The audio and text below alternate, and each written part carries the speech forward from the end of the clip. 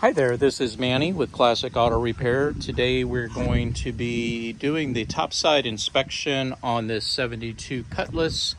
The vehicle has been in storage for several years. Last time on the road was back in 2011, and the engine was run about a couple of years ago. So it's gonna require a lot of mechanical, electrical, suspension, brakes, things like that, just from setting. These cars kind of deteriorate, but this one, like I said, is in good shape because it's all there. It's very original. It's had some body damage over here on this right fender, and some parts are missing, but I've located the parts. The interior is very nice. It just it needs some TLC. Without going crazy on the expense, we can do a lot of detailing and some light repair that will get this interior looking like new again, really freshen it up. Just like I said, it needs some good labor on it to kind of get the car back to a drivable condition. It's not drivable at the moment. So let's go ahead and just start on my list. Now, customer will be receiving the same list, but with pricing all on it, so they'll know exactly how to budget and build a timeline as to when these items will be taken care of. So I'm going to go over these items, and you can follow along with your written estimate, and we'll go from there. So we're going to start with the first item, which is a tune-up. When we do a tune-up, what we do is we replace the spark plugs and the spark plug wiring and all the ignition parts, because again, as these cars sit, they get rusty and deteriorate. All the contact points get rusted, and you lack in performance. Your start conditions are gonna be low. It's gonna have problems as you drive the vehicle. So one of the things we're gonna do is we're gonna go in here and replace all these spark plugs. I'll be able to check the condition of the cylinders as I take these plugs out, so I can judge whether we have a cylinder that might be low on compression. But right now, after the first start of the motor in several years, the mechanic and I both agreed that it sounds good. It doesn't have any knocks or valve noise. It doesn't mean that as you drive the vehicle, you won't start to see conditions present themselves, like oil leaks on the valve covers, or maybe there's a hot start condition that we don't know as of yet. But we kind of go based on our experience of what we do with other cars that have been setting for several years, decades, and what we need to get them back up to where they're drivable and reliable on the road. So one of the things, like I said, first that we're going to do is replace the spark plugs, replace the wiring. The wiring gets old and corroded, and it's not efficient, and you never know what they put on there as far as over the years, different versions. We use a very high quality ignition system, and what we're going to do is we're going to completely replace this ignition system back here. These parts are old and corroded, as I said, the coil, the distributor cap, the rotor inside, and this is old technology. This is an old distributor that uses contact points to make the spark on the spark plug, and it's really old tech. Your new cars use a magnetic pickup to make the spark, and that's what we're going to be putting inside of the new distributor. This will be completely replaced. It'll have a magnetic pickup, which means you'll never, even if the car sets for 10, 15, 20 more years, that ignition system is going to fire right up because of the way that it's engineered and designed, just like a new car. So we're going to replace all that. We're going to replace the spark plugs. We're going to put some fuel filters on it. We're going to replace the vacuum advance, which has also failed on this distributor. The vacuum advance will give you better timing under acceleration. It'll advance it, which creates more power on the engine. So that laggingness that a lot of cars experience is a result of a vacuum advance that has a failed pod, vacuum pod. You can't really see it, but it's back on the back side of this distributor. We'll be replacing that. Carburetor itself is leaking and is a fire hazard. These entire valleys right here were full of gas when I was getting it running yesterday on a separate video. And these linkages and everything here start to get loose. As you can kind of see, this shaft right here starts to pivot, and that creates airflow gaps.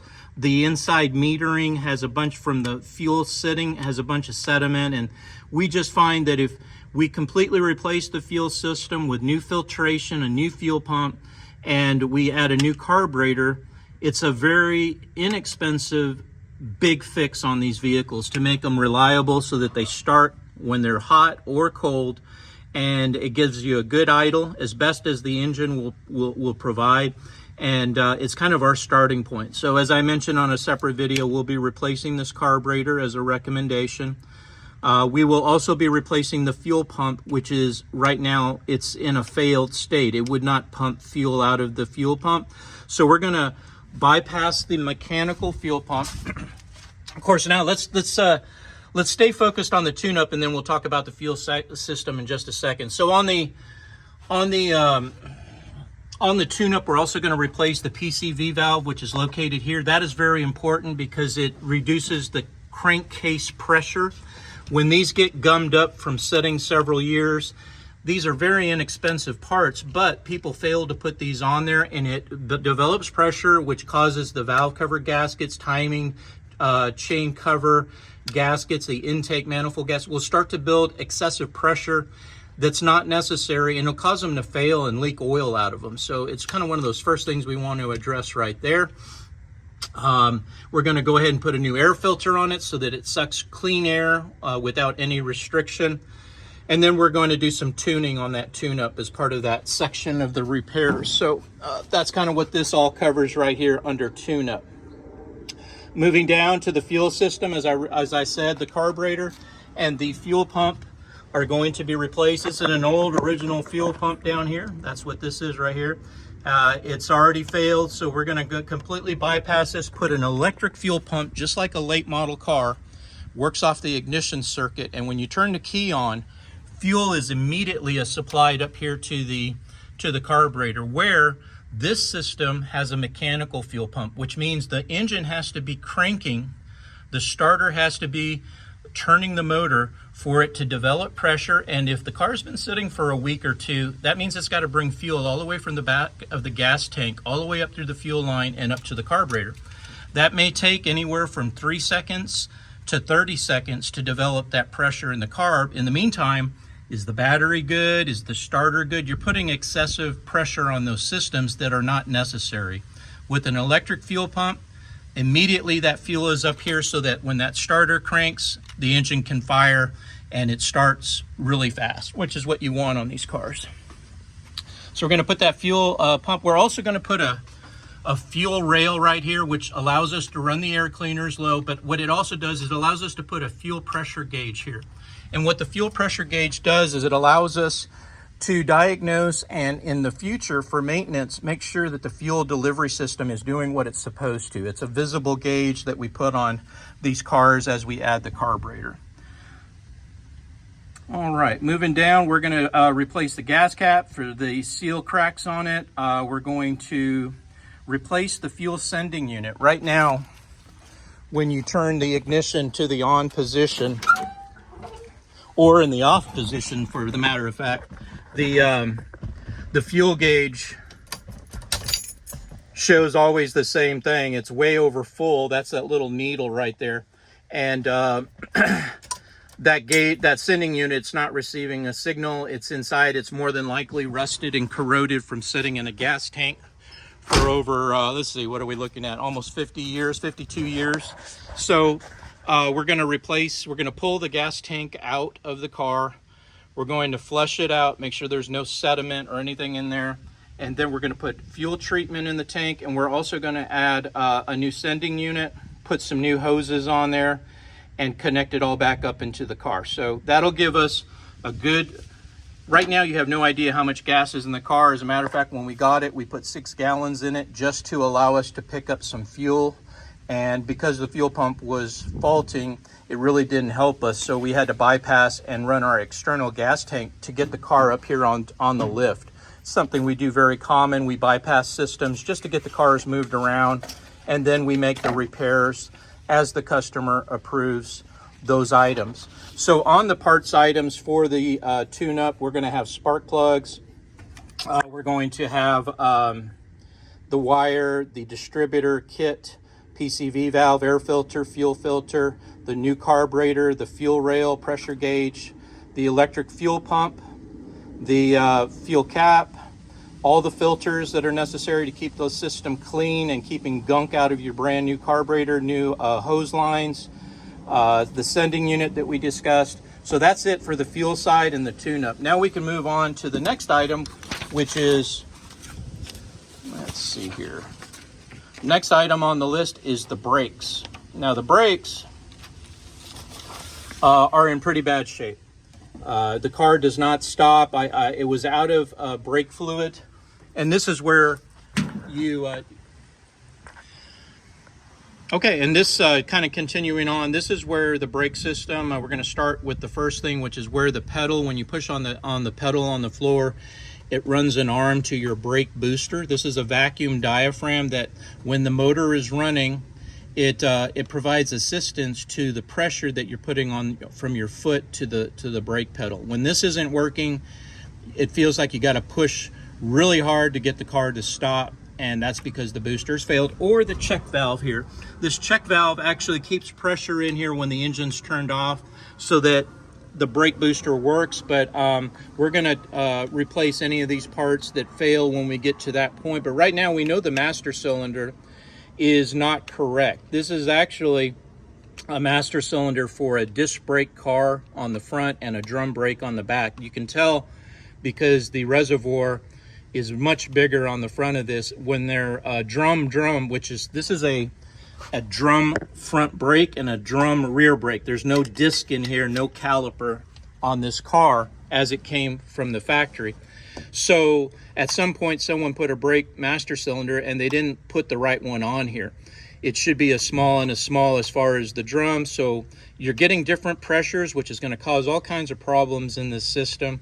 We're going to put the right master cylinder on here. However, you may want to opt for the disc brake conversion. And in that case, what we do is we take the front wheel drum completely out of the car and we put a disc brake with a caliper and pad, brand new. This is what all new cars have, disc brakes on the front of the car and sometimes disc brakes on the back, but a lot of times they'll put drums on the back for price point to keep the price of the vehicle down versus discs on all 4 points. But it's important that if you put the disc brakes, you put them on the front, and then you would use a master cylinder similar to this, but we would still replace it because it is leaking on the back of the back seal. So a new master cylinder on this current brake setup, and then once we get past the master cylinder, then we work down the list, and the next item on the list is the brakes themselves. So if we look at our list here, let's see if I can get you. All right. So if we look at the list here, you'll see this on your estimate. Replace front and rear brake linings. Those are the brake shoes. The wheel cylinders. The wheel cylinders are almost original to the car, so they have to be replaced to get the brakes working correctly and not leak. The hoses are all cracked, and I'll show you this when we get under the car. They're not in good shape, and that's a point where they'll collapse and cause the brakes not to work, or they'll start leaking because they are in pretty bad shape. We're going to clean all the brake parts that are inside of the drums. We're going to check for any damage. We'll replace the brake drums if there's excessive wear. We won't know until we take it apart. We do have those listed on the parts side, so you'll know what the price is if we do need to put a brake drum on any one of the 4 wheels. We'll check the bearings on the front, the races, and all of the connection points because we have to pull those off to get to the inside of the brake system anyway. Again, replace the master cylinder, check the vacuum on the brake booster, inspect wheel bearings, as I said, and then again, if you want to upgrade to disc brakes versus just the replacing and repairing the drum brake system for an additional $450, we can convert the front brakes to disc with brand new rotors, calipers, hoses, pads, everything you need on the front, and then we'll put a different master cylinder on it. As far as the suspension goes, we have the front sway bar end links need to be replaced. The shocks are really in bad condition, and they're going to cause a safety issue when you're going over bumps. The handling of the vehicle at higher speeds is going to be compromised with these shocks that are in much need of replacement. I am doing inspections on the steering components, but I'll know better after road testing. Once we do some of these things like the brakes, the fuel system, get the car up and running and drivable, then we can make more inspections on the vehicle for how does it drive? Does it stay going straight down the road? When you make turns, do you hear all kinds of noises? What's the wear look like on the suspension parts? So there may be some additional things after we get to that point there. All right, let's move on to the cooling system. We did a visible inspection. Of course, we got to get a little bit further down the way before we can do more testing, but initially what we're looking at is just a visual inspection, and right now the radiator looks to be original. We got in from underneath and we looked at the cores, and there is some signs of corrosion. A good place to look is inside of the radiator to see the condition. And like I said, it's been here for a while. Look at that. Oh, that's not good. See how rusty in there that is?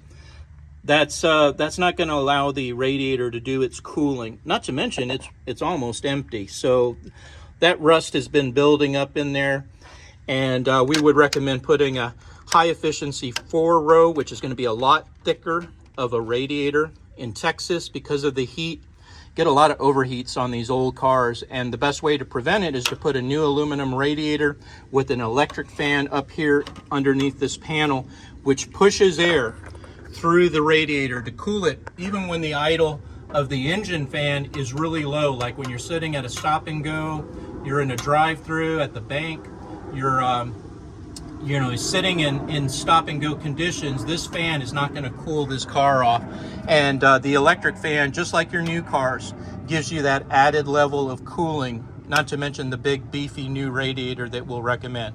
We'll go ahead and flush the system, put new antifreeze in it.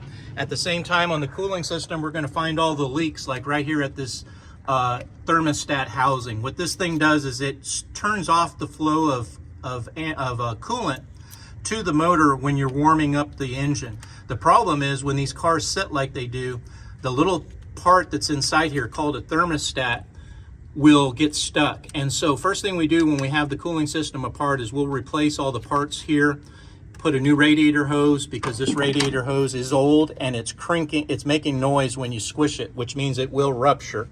We're also going to replace this bottom one down here that's looking kind of bulgy. It's been on there a long time. We'll put new clamps so they won't fail on you, and that'll get you in good shape. Looking at this belt here, I would recommend that we put a couple of belts on this car. That way it's just one less thing to fail on you, and that one's been on there a while and it's cracked, so I definitely would put that belt on there. Both of them would be recommended. All right, so on the cooling side, we're going to do those things to help improve and keep you from being on the side of the road with an overheated engine. Let's see if there's anything else on my list. Going to put a new radiator cap.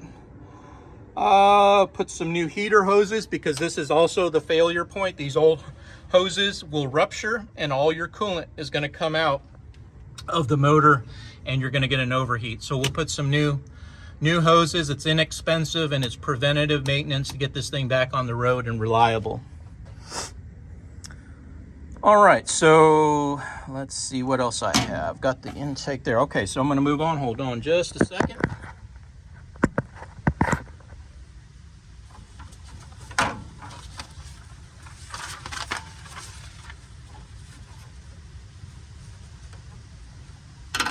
Okay, flipping the page. Now we're on to the electrical system. The electrical system, we do testing to see how the electrical circuits are performing. And we do a safety test that's required by the state of Texas to make sure your headlights and turn signals and brake lights, all those kind of things, the horn, the wipers, they all need to function to get it registered in the state of Texas. It's always obviously a good thing to have to make sure your brake lights work so somebody doesn't run into you, or your tail lights if you're running at night. If your tail lights don't work, people can't see you, or the police will pull you over because your license plate light doesn't work. So we go through and we test these things. And starting from the top, the brake light test was okay. There is a crack on one of the lenses, but it's not serious and it wouldn't cause an issue, but it's more cosmetic. You can kind of see the condition of these lenses. They've been on there since day one. The sun has pretty much deteriorated all the trim on it. But down here is my concern. This one is cracked, so it's going to let moisture and water in and maybe fail that bulb. So I would recommend replacing this lens, if not all of them at the same time. But that's a cosmetic thing really for the other three tail light lenses. It's this one right here would be the only one I would address if you did anything at all. The brake lights do work, the tail lights work, the license plate light does function, so we do have lighting at the license plate light. Where we don't have lighting in the park circuit are the clearance lights, and that is that's a bulb that's inside of your trunk, and in the front fender these little peanut bulbs will lose their connection, or the bulb itself, like in this one, is completely burned out. That's why it's black. So we'll recommend putting some bulbs in there and getting the lighting circuits on the side of the car functioning again, in the back and in the front. On the front, this passenger side fender was replaced. It must have had some body damage here, and they neglected, maybe this was broken on the original one, so we need a new park light lens and bulb socket. We'll get that all connected there. I don't see the socket, so I'll have to see what's going on there, but I'm sure it's down there, and get that fixed as well.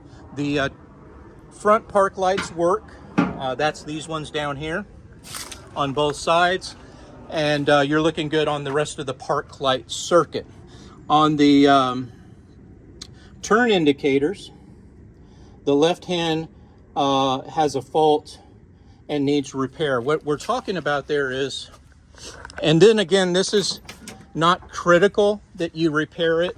There may be a problem in the dash cluster. They were using a lot of new technology circuit boards actually back in the early 70s.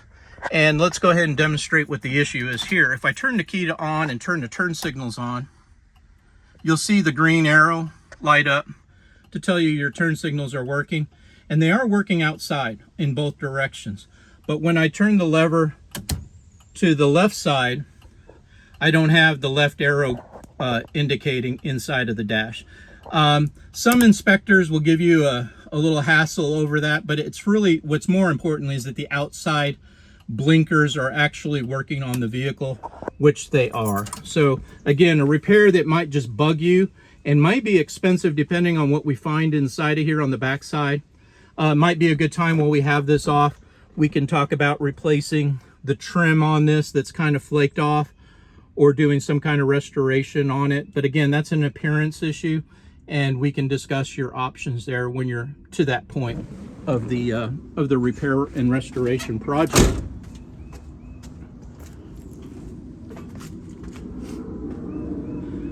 Headlights, high and low beams are working the way that they should.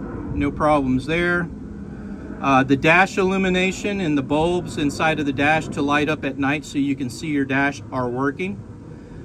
We talked about the park light circuit and the clearance lights not working. The dome light interior lighting is working on the passenger side only. So when you open the passenger side door, the lights come on inside of the vehicle.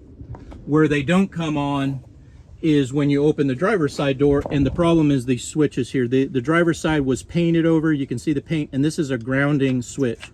When there's paint in there, it prevents the switch from activating the ground, and on the driver's side it's covered in paint, which means it needs a new switch if you want that to function. It's not critical, it's not a safety concern, but it is something that we found as a fault in the electrical system. On the starting system, the starter is relatively new. It's got some new cables and a new battery, so we're looking pretty good here on this side. Now, I haven't tested the charging system, which is this alternator is what charges the battery. So what we're going to do there is we'll once we get it up and running and stable, I can do a charging system check to see if this alternator is producing enough voltage. If not, this is an easy fix. We just swap out this alternator for a new improved design. It eliminates a lot of the wiring and the voltage regulator, which is back here, which also fails very commonly. So we'll completely bypass that, put a newer design, better output alternator, but that's only if we need to. Again, I only replace parts that I feel are going to fail very soon or that have already faulted, and then I make recommendations for upgrades at a later date. Okay, moving on, we did the battery test, we did the cable test. Ignition switch. I noticed that when you turn the ignition switch, it really has to be pulled over farther than I'm usually seeing on most of the 70s cars. So you turn it over here, and you gotta, if you do it where you normally do, the engine doesn't start. You actually have to really crank on it, and then it catches on that last part of the switch.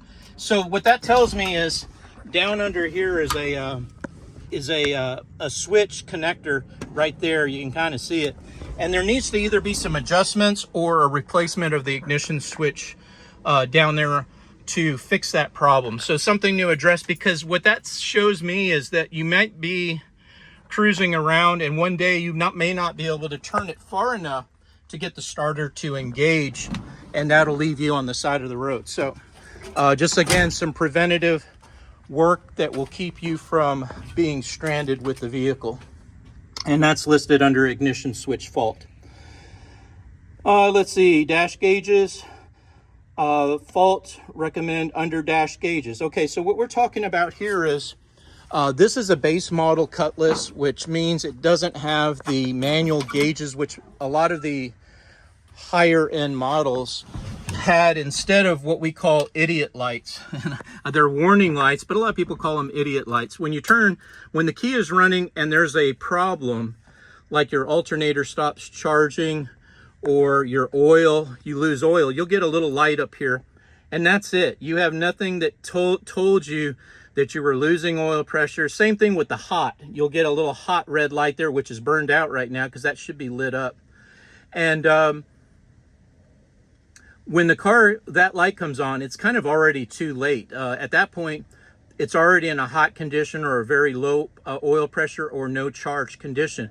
These are kind of like past the point of warning you. It's already a problem. So what we like to do, a lot of cars will have gauges in the dash, and what we'll do is we'll install a gauge pack under the dash, which will give you some more monitoring of the motor and the mechanical conditions. It'll give you an actual readout of the temperature, of the oil pressure, and the voltage of the vehicle. So it's kind of an added information bank so that you can kind of see the condition of the vehicle as you're driving it, and kind of make some decisions before conditions get worse. Like you can see on a temperature gauge, just like you can on a gas gauge, as you start to run out of gas, the needle should start to go down to empty, and you know that you need to get gas. Well, the same thing is true with temperature. As the temperature starts to climb and you're sitting in traffic, that tells you that either you need to start moving the car along, or you need to maybe think about getting pulled over to the side of the road because your engine is starting to overheat. So you got a little bit more advanced warning than just a light coming on after the fact. And like I said, it's easy to put them down underneath here. We put a lot of those gauges in. You could, if you wanted, look to upgrade the dash cluster itself with new gauges and new dash right into the dash. I'd have to see what options we had. I know the 442 model of the Cutlass Supreme had mechanical gauges, and we'd have to run some wiring to get that to work, but that's definitely an option as well. As a matter of fact, I just updated this truck in here with exactly the same situation where he had they had the same idiot warning lights in the dash of this pickup. All it has is lights for the oil pressure, generator, and voltage. And what we did is we upgraded it to a dash that has the gauges that the customer wanted to monitor his engine. This guy drives it from Dallas to Austin. And so what we did here is we added a new dash cluster. And on this one, it has an actual battery gauge, a temperature gauge. It has an oil pressure gauge. So the lights are replaced with actual gauges, so the customer can kind of see exactly how the vehicle is running and driving. This also has the new upgraded alternator, which I had mentioned earlier, the new carburetor that I would recommend for your vehicle, the fuel pressure gauge over here. So there's just a few. This has the new brake system with the disc brakes. This had a drum brake front brakes on it as well. We upgraded to a disc brake master cylinder and booster. And then we put, it's kind of hard to see with those wheels, but back on the back side here, you can see that he has disc brakes now on the front of the truck. Okay, continuing on. Let's see. So those are your guys. I tested the wipers. Now on the wipers, I had to pull them off the car because I didn't want to scratch your windshield to do the test. So we pulled the wiper arms off. And the good news is that the wiper motor is working, but we are going to need to replace some of the wiper blades themselves are gone. We'll replace those. And then your connector arm right here is broken. This is what allows the wiper to pivot on the driver's side. So I'll have to get some parts here to fix this wiper arm to make this work for you. Again, while we're out here, these are the trim rings for the headlights that I found in the trunk. And this is what's remaining of the damaged fender on the passenger side front headlight door. Let me show you where this goes. This is a cosmetic thing, not necessary to get the car running and drivable, but it does, you know, at some point you want to make it look like this side, which is to put the headlight trim rings back on, which are those black parts over there. And then this part right here is what's missing over here. And that's what this is that's broken. What I have found is the replacement part here. It's made out of plastic. And then I can custom match the paint so I can paint the new doors, install it, put the trim rings back on there. And that way the front of the car will look complete again. While we're doing this, we're going to go around and touch up any paint chips because I'll have a custom paint match made when I do the door. Make some repairs to this mirror and then do some touch-up paint work here and all the way around. You'll be amazed that after we get done with the detail on this, this is going to look dramatically different on the interior and exterior of the vehicle as we come and touch up all this paint, wax it, polish everything, bleach the top, bleach the interior, put UV protectant on it, detail the dash, clean the carpeting, dye the faded carpet where necessary, but we can really make that look good. Now these are your door glass whiskers. They're seals that go on the doors and the rear quarters. I would not recommend spending any money on budget to put these on at this point. The reason, these ones are not in bad shape. They're okay. I mean, you know, they could be better. When you had the whole car restored, you might say, okay, I want to replace these inside whiskers, but they're not necessary right now to spend the time and money because this does take a lot of work to remove the door panels, take the staples off, put the new whiskers on, and, you know, take the door glass down. There's a lot of labor, about $500-600 to replace cat whiskers.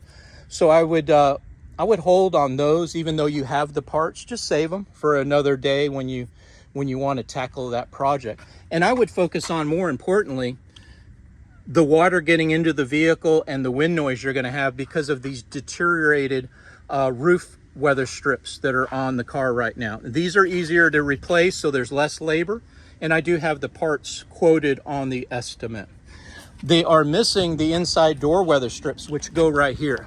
They run along this door thing. You can see where the clips are, where they took it off to paint the car, but they run all along the bottom and around to the front right here, and they're completely off the car. So you're going to have a lot of wind noise, exhaust coming into the vehicle, and that's because your weather strips on the door are either missing completely or they're in really poor condition.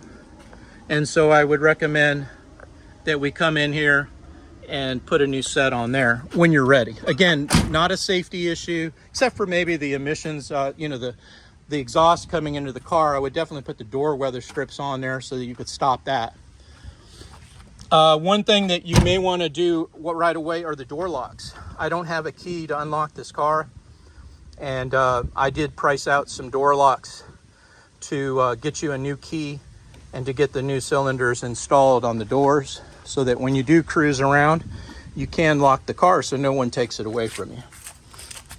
All right, so back here on the list, the horn is okay. I tested that. Speedometer, I'll need to get it on the road to make sure the speedometer is actually reading correctly, miles per hour.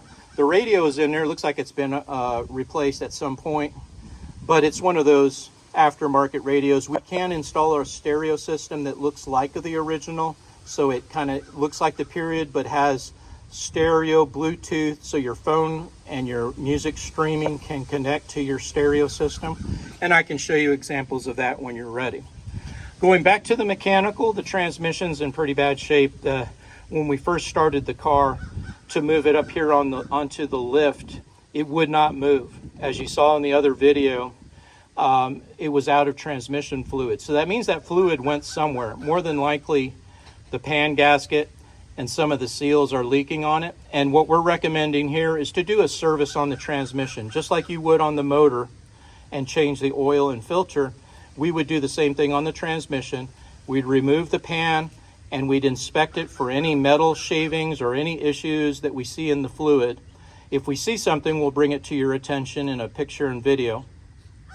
And then we'll make recommendations at that point. Maybe we don't do anything else and we let you take it to our referral shop where they do all of our transmission repairs, especially overhauls, rebuilds, sealing of the transmission so it doesn't leak.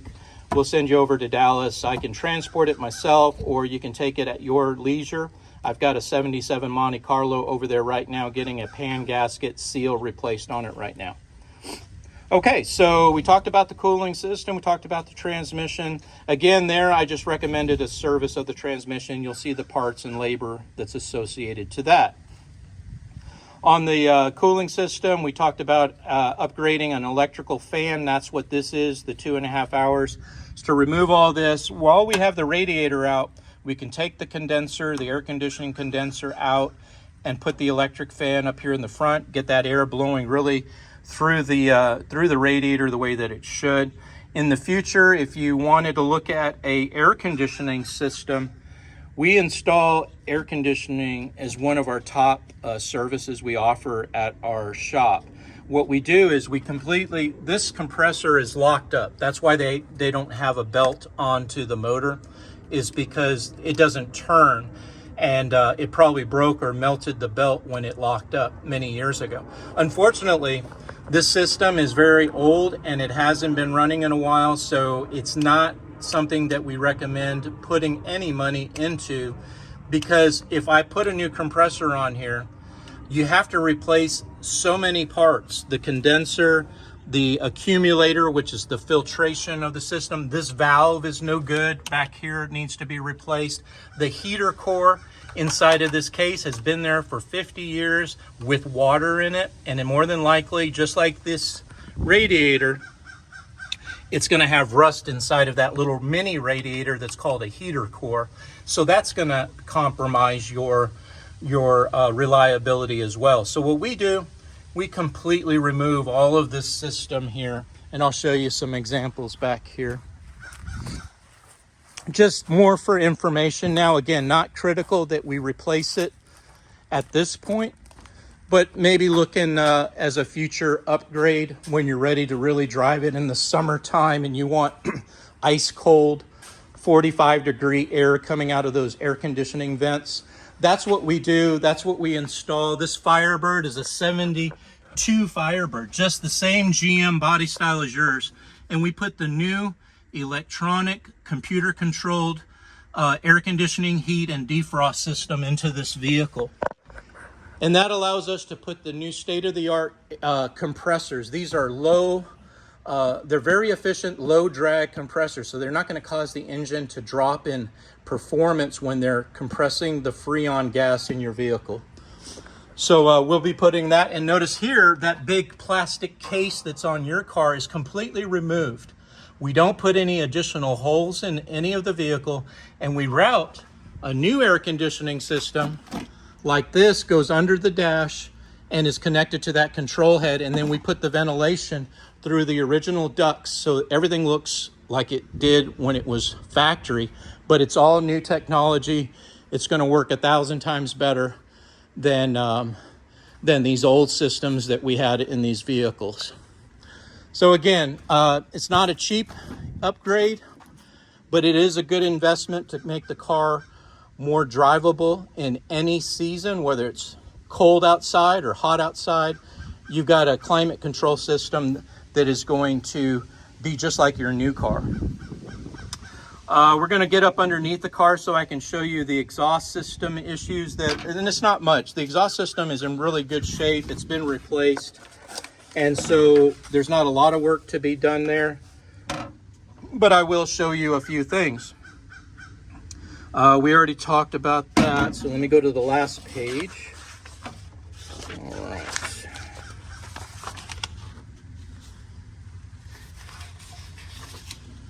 I guess that's all of my items on the top side of the car to look at. So we're going to go to the bottom of the vehicle, and I'm going to show you a couple of things that I see there.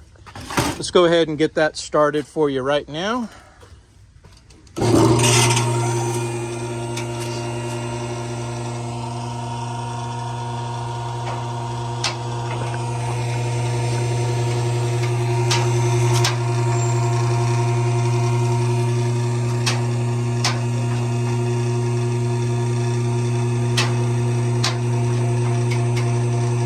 A lot of people never see the bottom of their car, and this is a good way on this video to get an an idea of what your condition of the vehicle is on the bottom, which is very important because there's a lot of mechanical parts that are been on the car for 50 years, and they need to be looked at and checked for any faults or replacement condition.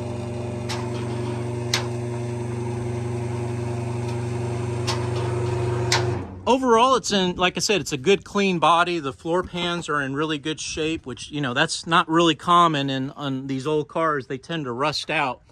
But I'm going to start from the front of the car and work to the back so you can kind of see what we're looking at underneath. Like I said, everything here on the bumper is all original and in good shape, which means it didn't have a front end collision on this side of the vehicle. It's all good. Don't see very much rust, if at all.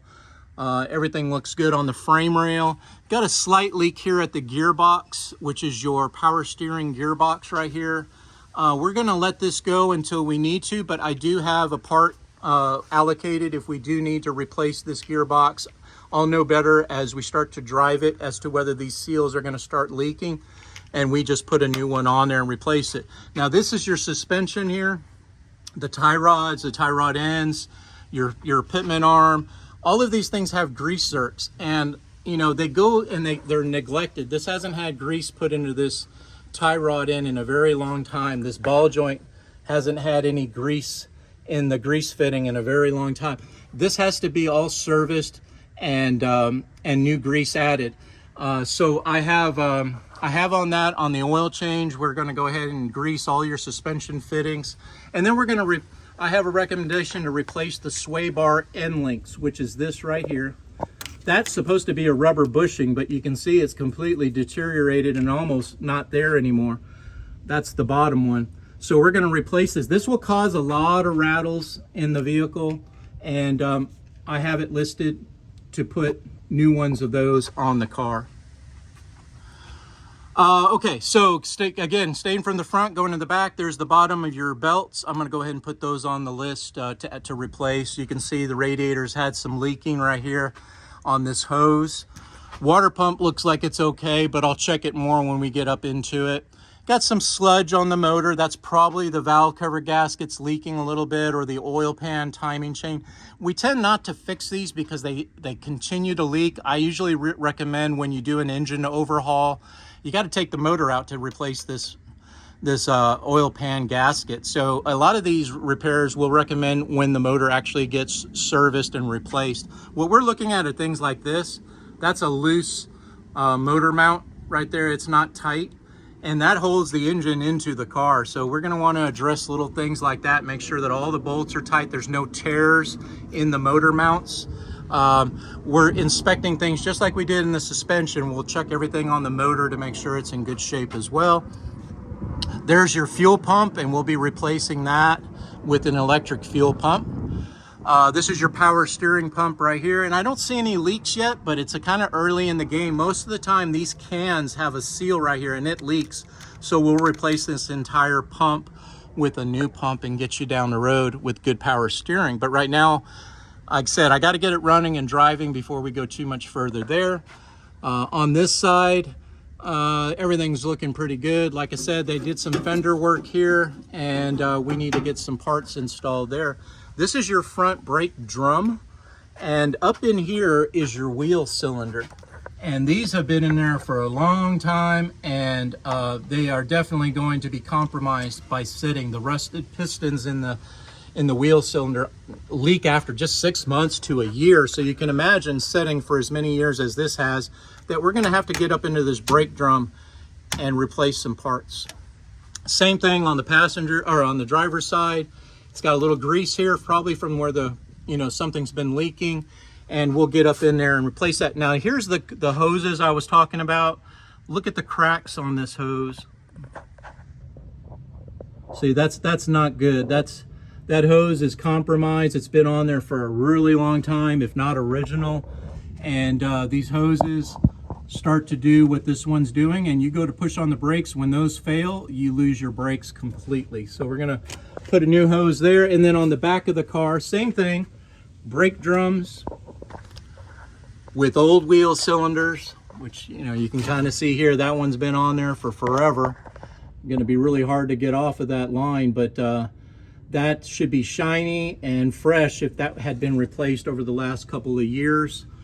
So we're going to get up in there on all 4 points and get these brakes restored and working condition again. Now the shocks I had on the list, and you can see why. The bushings have completely wiped out on the shocks.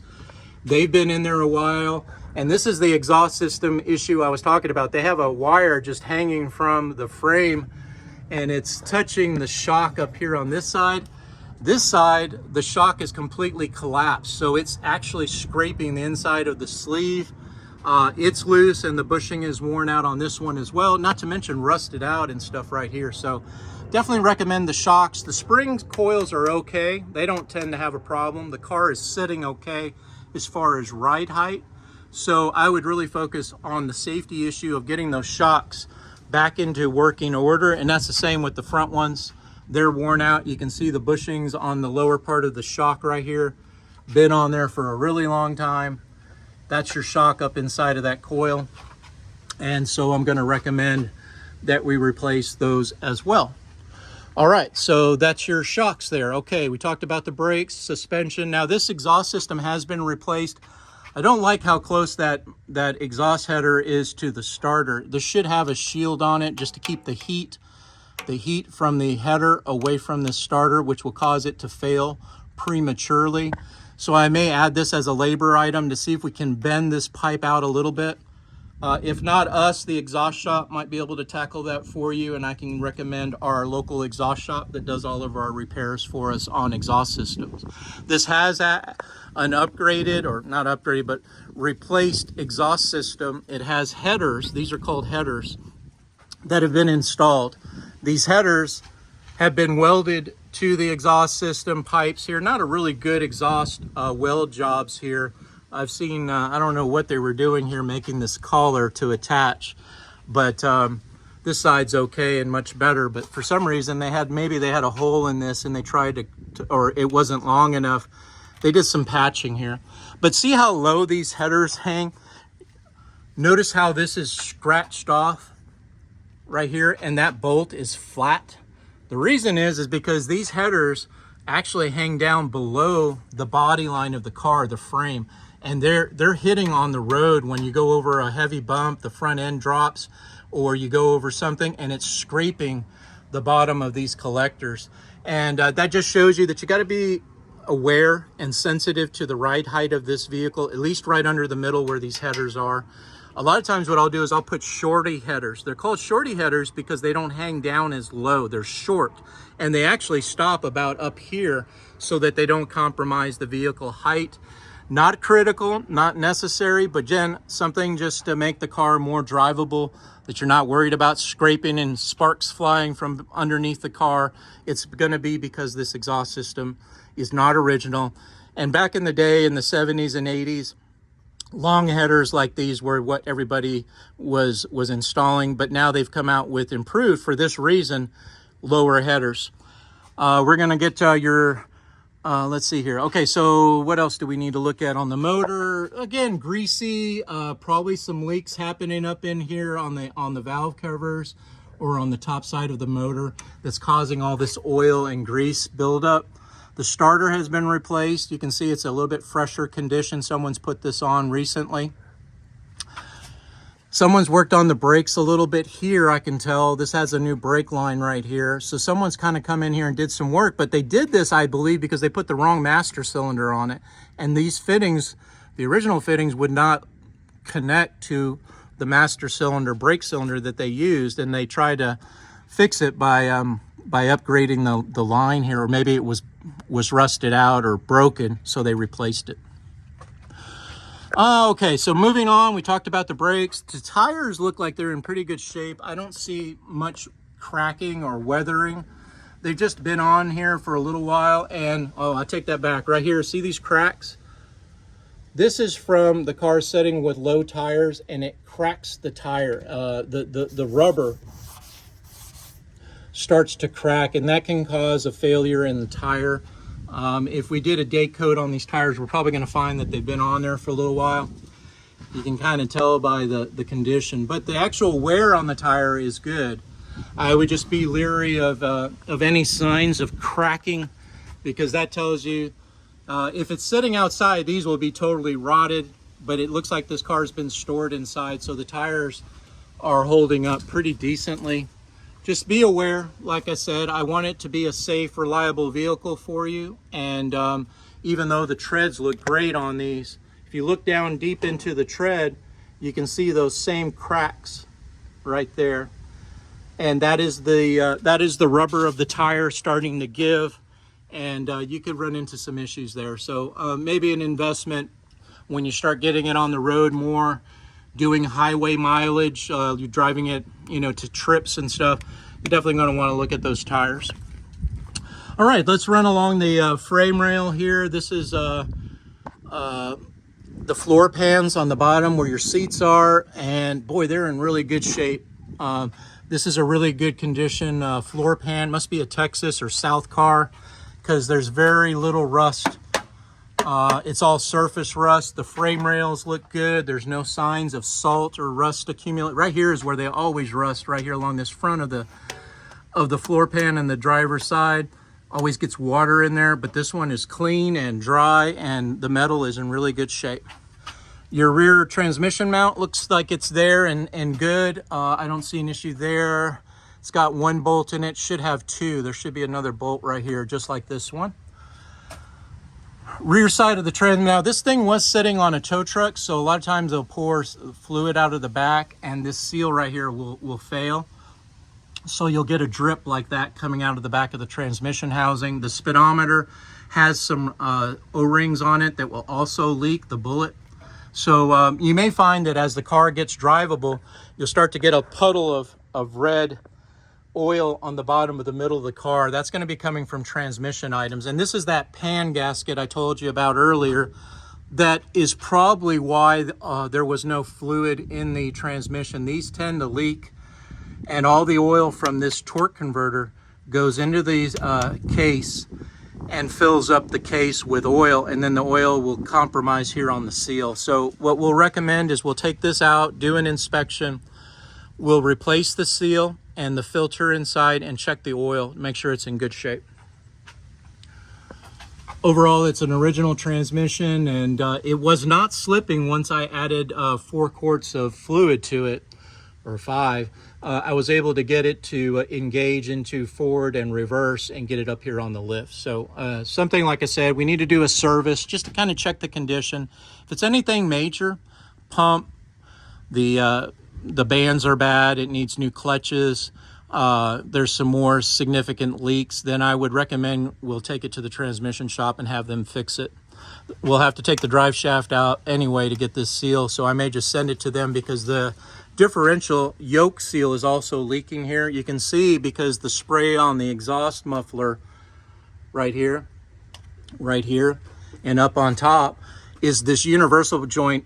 There's oil coming out of the differential, getting on the yoke, and as this thing turns when you're driving, it spins the oil all over. So to make sure that this is full, there's a point here where I can inspect it. I'll add gear oil in there to make sure it's got plenty of fluid to drive it, but this may be a seal that we'll get to the transmission shop, have them replace both of them, and then you're in good shape there. But I will inspect it to make sure there's enough fluid in there so we can drive the vehicle around. This is your modulator, the vacuum modulator for the transmission. This is how you get second, third gear engagement. If this vacuum hose is compromised or the modulator, then you'll have some bad shifting there as well. So we'll get that all checked out too, make sure everything looks good there. This is your emergency brake cable. And because this is a custom exhaust, they've completely routed it kind of in a weird way. They ran the emergency brake cable on the top of this exhaust pipe and on the bottom of this exhaust pipe, and then connected here. And then you got this speedometer cable that's hanging down way below that you want. This can get hooked on something on the road and rip out some important parts. So we're going to want to get this all. This should actually come around and come along the top of this and then make a connection. So another area that needs attention, the emergency brake cable. This is how you stop the car if there's no brakes, and that's pretty loose. I doubt it's working. I can hear the clicking where it's trying to tighten up the rear shoes, but you know, not in good shape there. So we'll definitely get into the brake system and the emergency brake system, get everything up to speed there. All right, so as we got to the back of the car, this is where the sending unit goes for your gas gauge, up underneath this, where this line connects. Goes up inside of the gas tank, and there's a float in there that tells the gauge what level of fuel you have in the car. So we're gonna have to drop this gas tank out and take these rusty bolts out, these corroded bolts, get the bands off, drop the gas tank out, and put a new sending unit in there, calibrate it to make sure it works with the dash gauge, so it shows empty when it's empty, half and full when the tank is full, so you have no doubt how much gas you have in the car. I'm going to put a new gas cap on the end of this to create the proper ventilation for the system. Back of the car looks good. I don't see any body damage, frame damage. Looks like it's all in good shape. I don't see any major hits there, just surface rust, and that's okay. There's no problem with that. The quarter panels look good. It even has the original drain plugs in there. No signs of rust. Very rare to see this where it's all metal and no issues on the panels of the bottom of this car. I mean, it is so clean. It's got to be a South car, just from my experience of that. The rails look good. The connecting points to the suspension, trailing arm links look pretty good. Bushings are probably worn on this, but it's a suspension part that we don't service here. It's not terrible. I don't think that's a safety issue, but we'll get it on the road and see how it tracks down the road to see if there's anything that needs to be replaced up in here. So that's the lines that connect the emission system to the fuel tank, and I'll be replacing some hoses where I see that they have failed. Exhaust mufflers, these are aftermarket, loud. The exhaust system is kind of loud. It's not stock. That might get aggravating to you that it's so loud, but some people, they love it. That's why they drive these old cars, because they want them loud and they want the horsepower and the attention that a loud car of this period brings. Some people say, well, no, this is too loud, so we can replace this exhaust muffler or add to it a glass pack, an additional muffler that will quiet down the motor. That's completely up to you and your personal taste as to what you want there. All right, so that's pretty much where we are on the bottom of the car, what I initially see under my first inspection. We'll get into anything that you want us to tackle. Again, this is kind of like a recipe of what we see, and based on your timeline, what you have available for a budget to work with. we can kind of knock out the things that you want us to address at any point. This is Manny with Classic Auto Repair. I hope you enjoyed watching this top and bottom side inspection on this 1972 Oldsmobile Cutlass. Have a great day. Bye.